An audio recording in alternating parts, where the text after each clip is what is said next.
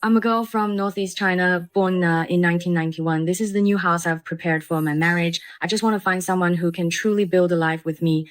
I've got everything ready, the house, the car, all that's missing is the right person. The actual size of this house is over 120 square meters, which should be more than enough for the two of us to live in. The house is ready, the car is ready, all that's missing is the person. So when will you show up? When it comes to older single men and older single women, who ends up worse off in the end? Today I'm going to share a story submitted by one of our followers. You can listen and see for yourselves. Let me tell you, I post about the preparations that the older single men in rural areas around me are making. Here in our rural area, a lot of men wait until they're almost 40, then go to their relatives to discuss things. They hand over all their savings to them, or maybe keep a small portion for themselves, and then live with their relatives. The idea is that when they die, there will be someone to help take care of their funeral arrangements. When they're in the nursing home, they sometimes go visit their relatives, and during holidays and festivals, they spend time with their relatives. For example, my uncle currently lives with my dad and the others. My great-uncle on my mom's side also lived with my grandpa and them. Now they all go back to the nursing home at night and go out to have fun during the day. During holidays and festivals, they also spend time with my dad and the others. Have you ever heard of or seen a woman living together with her brother or younger brother like that? Basically, whether it's good or bad, whatever should or shouldn't be said, all the terms have to be discussed in advance. According to my dad, my uncle said that even if he gets sick in the future, even if he's close to dying, no one needs to take care of him. But my dad said that if that day really comes and if the conditions allow, he hopes I can help out if I can. Basically, that's how it is for bachelors in the countryside. When they reach their 40s, they start looking for a way out for themselves, just hoping that when they can't manage anymore, when they're old, they'll have something to rely on. I saw that my grandpa and the other two were quite happy, and my youngest uncle also helped our family earn money for several years. In the future, when he gets old, I'll take care of him too. So you see, leftover bachelors in the city may look similar to single men in the countryside, but actually, there's a big difference. Rural bachelors are pretty clear about their own situation.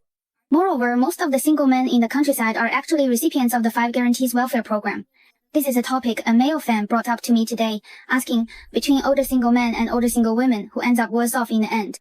To be blunt, when it comes down to it, older single women are basically living in first-tier or second-tier cities. There are quite a lot of them, and they tend to gather in these places, whereas it's different for older single men. Most older single men are in rural areas, they're all in the countryside. And the countryside is different. As this fan mentioned, older single men in rural areas are at least recipients of the 5 guarantees, and there's also a gender difference. In this situation, men are well aware of their circumstances. Just like the fan said, older single men know their situation, so after they turn 40, they basically stop struggling. They start looking for a way out for themselves. And they're also willing to hand over their money to their nephews or their brother's children, so that arrangements can be made for their old age and for their future care. Moreover, even if they stay in a town, a county, or a small city and live in a nursing home, they still have relatives around them, and their blood ties are never severed. But it's much more tragic for older single women. First, after they get older, they basically have no relatives visiting them, there are no close relationships, no blood ties, that's the first point. Second, most of them live in first or second-tier cities, and whether they have a secure income in old age depends entirely on how much they earned when they were young. Third, when it comes to close relationships, they can only stay in nursing homes, and if they have no children, they have to rely on the nursing home in their old age. No one can say for sure what goes on among the caregivers in those places. So, based on this analysis, who has it worse? Older single men or older single women? I think in most cases it's probably older single women who have it worse. There's also another difference between women and men. Women tend to guard their money much more strictly. Most older single women, until the very end of their lives, would rather spend their money on nursing homes or donate it than give it to their relatives. This is the situation for many older single women. They end up growing old alone. That's why there are so many older single women, especially in big cities like Beijing, Shanghai, Guangzhou, and Shenzhen. It's only when they're in nursing homes that they start to feel remorse, regretting that they never had children, not even one son or daughter. But the underlying logic is just this. The most heartbreaking case is those older single men in rural areas. When they grow old, they have no protection at all. But for established older single women, it's different. They're just left to fend for themselves. Anyway, let's keep discussing and gathering opinions. Who do you think has it worse, men or women? Today, I want to talk with everyone about the topic of older single women wanting to find a tall, rich, and handsome man. As a 34-year-old single woman, I'm often asked, at your age, how can you still be so picky? Honestly, every time I hear something like that, I really feel helpless. I want to say that I'm really not being picky. I want to ask everyone, is it wrong for us not to settle in life and to pursue a better life?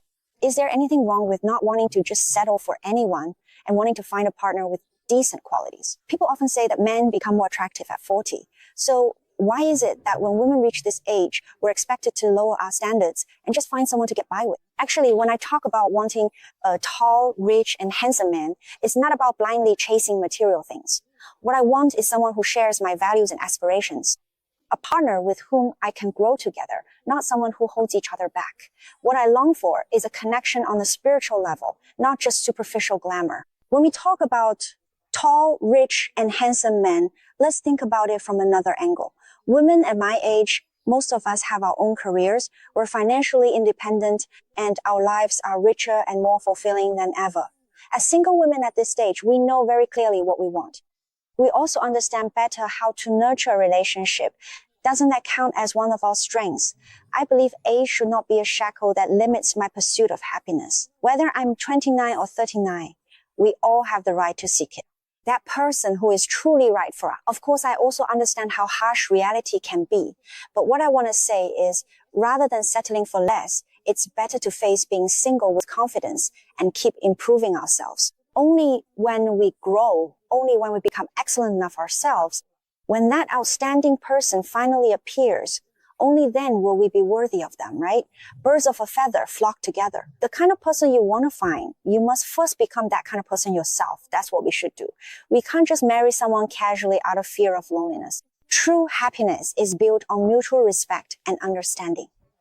So dear friends, I think we shouldn't give up our standards just because of some external pressure. Stay confident. I believe that as long as we are good enough, the person who truly appreciates us will naturally appear, right? Don't think that just because you're in Shenzhen or Beijing or Shanghai, or that marrying a man from a big company in a big city will guarantee you a good life. In fact, your life might even become more difficult. Let me give you an example. In Shenzhen, at a certain bureau chief's company, the income of his employees. As far as I know, the average per capita income is about 700,000 yuan. Their income consists of three parts. One is the base salary, another is the bonus, and then there are the stocks, these three components. Basically, for employees working in this kind of company, after working for 10 or more years, they generally reach a level around 18 or 19. At this level, their annual income might be between 1.5 to 2 million yuan. With their salary made up of those three components, actually, an income between 1.5 to 2 million is already extremely high. But then, why is it that their lives still aren't going well? And when you're with them, you can clearly feel that they're reluctant to spend money. One reason is that they don't actually have much money on hand, and even more so, it's because of that ingrained sense of poverty in their mindset, you know? First, let me explain why they don't have much cash on hand. Their annual salary is basically used to pay off their mortgage. You know, people working in these kinds of positions usually have one or two properties, and every month they have to pay tens of thousands of yuan in mortgage payments. So basically, there's not much left of his base salary. Then, as for his bonuses and the stocks he got in the past, most of that money is usually used to buy stocks for the next year. So in reality, for people like him who earn between 1.5 to 2 million or even less, that's the situation with their finances. The amount he can actually spend each month is around 8 to 10,000 yuan. So is he likely to go out for fancy Western dinners, buy designer bags, or drive a sports car? That's very unlikely. So if you live with someone like him, you're basically with a person who, it's basically the same standard of living as someone who only makes 100,000 yuan a year, because they simply don't have any money on hand. His money goes toward paying the mortgage and buying back shares of his own company, so he basically has nothing left. And if he's divorced, he also has to support his ex-wife's child, and most of his assets have already been split with his ex-wife. So in this sense, these people are even poorer. And then there's another aspect. They're poor in mindset. Why do I say they're poor in mindset? Because these people are basically all graduates from some 985 universities. They're all kids from very ordinary families, and they've worked diligently in companies, climbing up step by step. So they've never really seen the bigger world. Every penny he earns is hard-earned money, so he's reluctant to spend it. You can't expect anything from him. In other words, not only does he not support you spending money in principle, but in reality, he doesn't have any money for you to spend. The most fatal thing is he doesn't understand romance and can't provide emotional value. On top of that, because he's so busy with working 996 hours, basically working overtime every week and every month, often working late into the night, has no time to spend with you. So, ladies, don't dream about marrying someone from a so-called big tech company. If you marry one of these engineering guys, you'll have a hard time. If your life doesn't get dragged down by them, you're already doing well. And finally, in the end, many people in big tech companies end up getting divorced. Why is that? Because the three reasons I just mentioned are the most important ones. There's also another reason. They often get transferred to different countries around the world. If you don't go overseas, if you don't support the company's international expansion, then your career development within the company will be very limited. Your prospects within the company would be limited, hindering promotion or career advancement. As a result, these people often go overseas to different countries or cities. Even within the country, they're constantly traveling for business or relocating, sometimes long term. This means no fixed place to live, and couples often live apart for long periods, leading to many conflicts. So, for the sake of your own happiness, be cautious when choosing a man who works at a big tech company.